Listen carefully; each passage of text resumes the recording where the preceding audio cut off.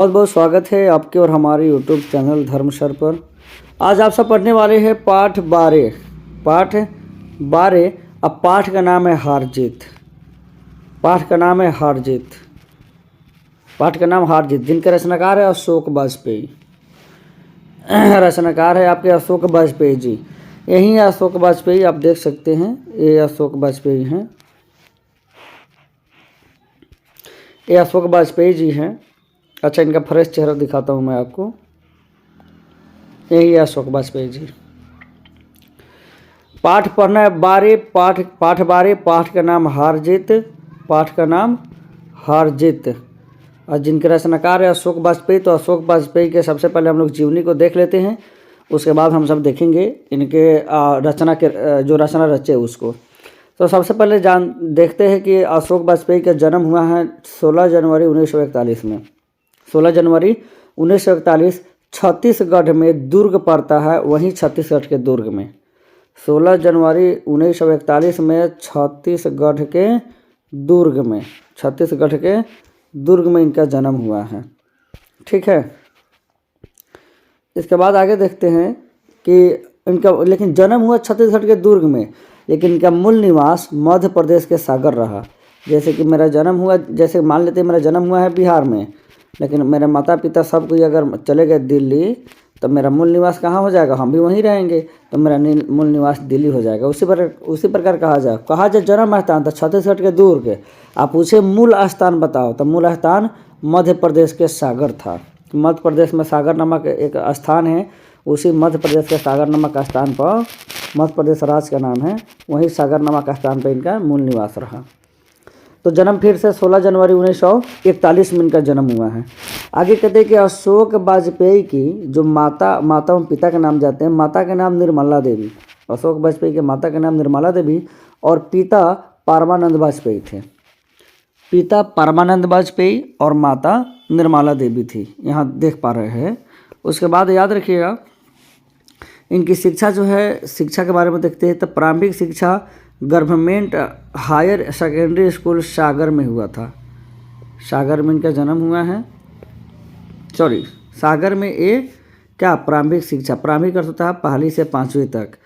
ये प्रारंभिक शिक्षा ग्रहण किए है शिक्षा गवर्नमेंट हायर सेकेंडरी स्कूल सागर विश्वविद्यालय से बीए भी किए, उसी विश्वविद्यालय से। उसके बाद सेंट स्टीफेंस कॉलेज से दिल्ली से अंग्रेजी में एमए किए। यहाँ कहा जा रहा है कि सागर विश्वविद्यालय से बीए किए और उससे स्टीफेंस कॉलेज दिल्ली से अंग्रेजी में एमए किए। उसके बाद आगे हैं इनके बारे में देखिए। आगे इनकी बहुत सारी कृतियाँ हैं, कहा जा रहा है कि 3 दर्जन, लगभग 3 दर्जन का मतलब देखिए 12 को के 1 दर्जन कहा जाता है। 12 के 1 दर्जन, 16 के 1 16 ही, ठीक। तो 12 के 1 दर्जन कहा जाता है। तो कहा जा रहा लगभग 3 दर्जन के लगभग मौलिक और संपादित कृतियाँ प्रकाशित हुई। 3 दर्जन मतलब कितना? 36 को 3 दर्जन कितना हो गया? 3 दर्जन बराबर कितना? 36। 3 दर्जन बराबर 36 हो गया आपका। 36 को कृतियाँ इनके लगभग प्रकाशित हुई थी। आगे इनकी रचनाओं में देखते हैं। तो इनकी रचनाएं हैं कि शहर अब भी संभावना है, एक पतंग अनंत में, इतने से तत्पुरुष कहीं नहीं वहीं, बोहरी अकेला, थोड़ी सी जगह, घास में दुबका थिगरे, उम्मीद का दूसरा नाम विवक्षा, दुख चिट्ठी रासा। इनकी रचना का नाम, ये सब के सब कविता हैं। जितना सुने ये सब क्या है? कविता है आपका। ठीक है। आगे हैं कि फिलहाल कुछ पूर्वग्रह, समय से बाहर, सीढ़ियाँ शुरू हो गई है, कविता का गल्प, कविता रह गया, ये सब आलोचना है इनके रचना का नाम।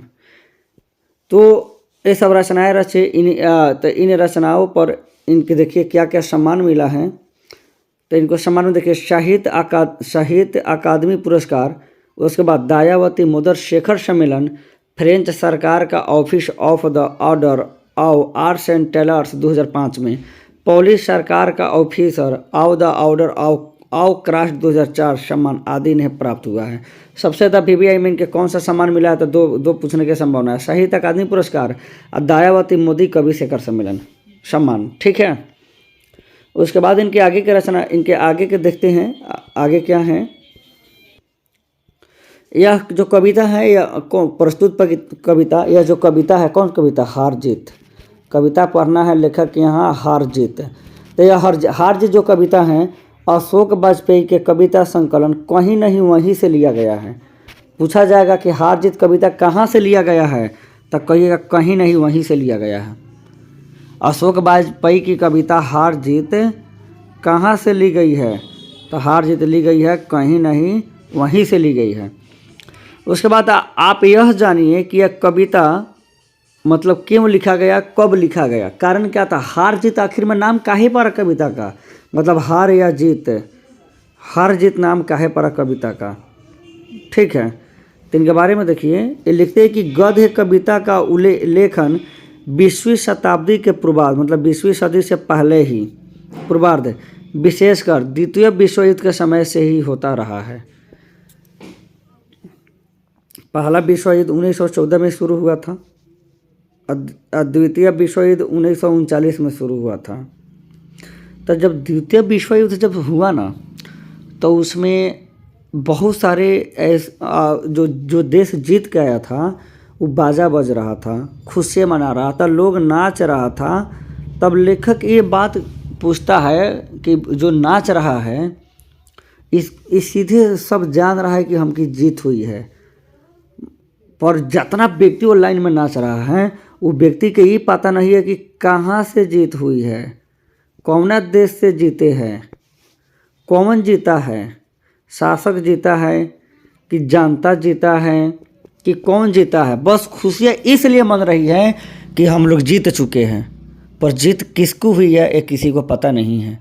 और लेखक फरिश ये कहना चाहता है कि युद्ध चाहे किसी भी देश का हो, किसी भी दो देश में युद्ध लगा हो, अगर मान लेते हैं जो एक जीतता है एक हारता है, तो जो जीत चुका है युद्ध में मानो उस घर में भी एक हार हुई है। पता है कैसे? क्योंकि जब युद्ध होती है तो हर घर के किसी का भाई मरता है, किसी का बेटा मरता है, किसी का पति मरता है, तो उस घर वाले की कैसी जीत? थोड़ी सी खुशी होगी कि भारत जीता है, लेकिन जिसके घर का बेटा मरा हो, जिसके घर का पति मरा हो, जिसके घर का भाई मरा हो, जीतने के बाद भी उसको जीत नहीं लगता है। तो वहीं लेखक चैप्टर लिखता है कि हार जीत, कि भले हम खुशियाँ मना रहे जीतने का, लेकिन कहीं ना कहीं हमको थोड़ा दुख भी होता है कि मेरा जो अपना खो चुका है। आइए कविता को देखते हैं। कविता यहाँ से शुरुआत होती है। कविता क्या है? हार जीत, हार या जीत, कि हम हारे हैं कि जीते हैं। खुशियाँ तो मना रहे हैं कि हम जीत चुके हैं, पर असल में जीते हैं कि हारे हैं। आइए कविता हार जीत क्यों रखा गया, इस पे हम कविता को पढ़ते सुनते हैं। करे कि वे उत्सव मना रहे हैं, सारे शहर में रोशनी की जा रही है। क्यों? क्योंकि उन्हें बताया गया है कि उनकी सेना और रथ विजय प्राप्त कर लौट रहे हैं। बात समझिए, लेखक कहते हैं कि सभी के सभी लोग क्या हैं? उत्सव, मतलब खुशियाँ मना रहा है, हर लोग खुशियाँ मना रहा है। शहर को पूरे शहर को रोशनी से भर दिया गया है, चारों तरफ उजाला ही उजाला है, बहुत खुशी मन रहा है। क्योंकि सब लोग के एक एक बात बताया गया है कि जो हमारी सेना लड़ने गई थी, जो युद्ध हुआ था, इस युद्ध में जो हमारी सेना लड़ने गई थी, इसमें हम लोग जीत चुके हैं। हमारा जो रथ है जीत प्राप्त करके, विजय प्राप्त करके लौट रहा है। तो मारो, सारे शहर में रोशनी करो, खूब उत्सव मनाओ, खूब ढोल बजे, खूब नाचो, खूब गाओ। क्योंकि सीधे लोग को बताया गया है क्या कि हमारी सेना जीत गई है, हमारा सेना और रथ जीत कर खुशी पाकर लौट रहा है, खुशी पाकर लौट रहा है। नागरिकों में से ज़्यादा को पता नहीं है कि किस युद्ध में उसकी सेना और शासक गए थे। हर नागरिक खुशियाँ मना रहा है, हर नागरिक खुशियाँ मना रहा है, लेकिन हर नागरिक खुशियाँ मना रहा है, खूब ज़्यादा खुशी मना रहा है, लेकिन बहुत ऐसे नागरिक हैं उसको ये पता ही नहीं है कि किस युद्ध में उनकी सेना गई थी और उनका शासक, उनका राजा गया था, कौना देश से युद्ध लगा था, कौना से जीता है, ये किसी को पता नहीं है, नहीं पता करने का सोच रहा है। बस लोग खुशी मना रहा है तो हर लोग साथे साथे खुशी मना रहा है।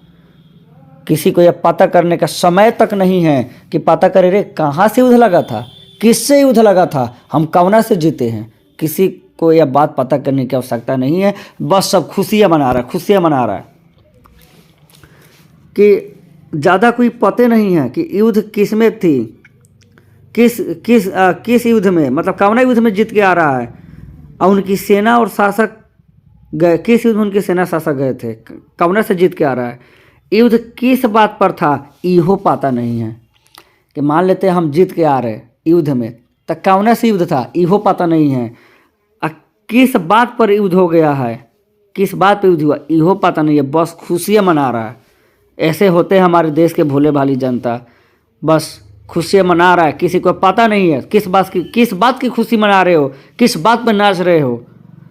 पता, जब तुम्हें पता ही नहीं है कि युद्ध किस बात पर था, किस युद्ध से जीत कर आ रहा है सेना शासक, ये किसी को पता ही नहीं है। आगे कह रहे कि विजय पर्व मनाने की तैयारी में व्यस्त है। युद्ध किस बात पर था, किससे था, किसी को पता नहीं है, लेकिन बस सब कोई खुशियाँ मना रहा है। सब व्यस्त है, हर लोग व्यस्त है किस में, कि हम जीत के खुशी मनाओ। अरे कथी के जीत, कौना से युद्ध लगा था, कौना देश से, किस बात पर, ये किसी को समय नहीं है पूछने का। बस सब व्यस्त है। उन्हें सिर्फ इतना पता है कि उनकी विजय हुई है। ये भोली भाली जनता को, हर लोग सिर्फ इतना पता है कि हम जीत गए हैं, बस इसी बात से मना रहा है। पहले पता कर लो किस बात पे खुशियाँ है। एक कोई किसी को समय नहीं है। बस सब लोग ढोल बजारा नाच रहा, हम भी नाचने जा रहे हैं क्योंकि हम जीत गए हैं। किससे जीते हैं, आज जीते हैं कि ओरिजिनल में हार गए हैं, इहो पता नहीं है। हर युद्ध किसी भी देश का हो, हर कोई जीतता नहीं है। जीता हुआ पार्टी मानो हारा हुआ है। जिसके इस युद्ध में गया है, जिसके घर में जिसका बेटा मर गया हो और जीत कर भी अगर देश आ गया तो घर में कहाँ से खुशी मनेगा, सब उदासी रहेगा। तो यहाँ कह रहा है आगे, सिर्फ इतना पता है कि उनकी विजय हुई है भोली भाली जनता को। उनकी से आस क्या है यह भी स्पष्ट नहीं है। भाई जीत गए हो पर क्या आस है यह स्पष्ट नहीं है। बस खुशियाँ मनाओ, मनाते रहो। आगे किसकी विजय हुई, सेना की, शासक की कि नागरिक की। जरा युद्ध अगर मान लो किसी देश से हो रहा है, तुम सोचो, अब बताओ कि जब हम मानते हैं हम लड़े हैं कौन देश से, उदाहरण फलस्वरूप हम पाकिस्तानी से लड़े हैं, तब हम पाकिस्तान को हम सब हरा दिए हैं। तब मान लो भारत जीत गया, तब भारत जीता, तब भारत के सेना जीता कि भारत का राजा जीता कि भारत का नागरिक जीता। कभी सोचा है आप सबने कि आखिर में जीता कौन? सेना जीत गया कि राजा जीत गया कि वो नागरिक खुशी मना रहा था, नागरिक जीत गया? ये बात कोई नहीं सोचता। किसी के पास पूछने का अवकाश नहीं है, मतलब छुट्टियाँ नहीं है। सब व्यस्त है, खुशी मनाओ हम सब जीत गए हैं। अरे किस युद्ध में जीते हैं, कौन सा युद्ध हुआ था? उस घर वालों को जाकर कहो ना कि खुशियाँ मनाओ जीते हैं, जिसका बेटा मर गया होगा युद्ध में। करे कि नागरिक को नहीं पता कि कितने सैनिक गए थे और कितने विजयी वापस आ रहे हैं। कितनी गहरी बात है कि कितने सैनिक युद्ध में गए थे और जब देश जीता है तो जीतने के बाद कितने विजय वापसी आ रहे हैं। जितना गया होगा ना, बहुत कम वापस लौट रहा होगा, क्योंकि युद्ध में तो शहीद हो गया होगा। उस घर में किस बात की खुशी? हम मानते हैं जीत गए हैं। अब कहेगा सर लेखक कहना क्या चाहता है? लेखक कहना ये चाहता है कि युद्ध किसी भी देश का हो, हानि दोनों तरफ होती है, इसीलिए कोशिश करें कि युद्ध ना हो। अगर समझौता हो जाए सब तो ठीक है। खेत रहने वाले की सूची अप्रकाशित है। द्वितीय विश्व युद्ध के समय लिखा गया था। खेत रहने वाले का मतलब है कि जो मर जाने वाले की सूची अप्रकाशित है। कितना मर गया कहा नहीं जा सकता। बहुत सैनिक मर गया था इस द्वितीय विश्व युद्ध में। लेकिन अब गजब की लाइन अब आ रही है, देखिएगा। सिर्फ एक बूढ़ा मशक वाला है। अब कहेगा सर मशक वाला किसे कहते हैं? देखिए, छोटी जाति का होता है।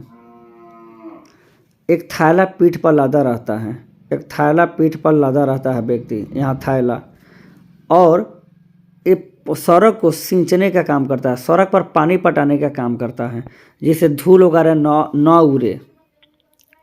देखिए हम बतला रहे मशक वाला का फोटो।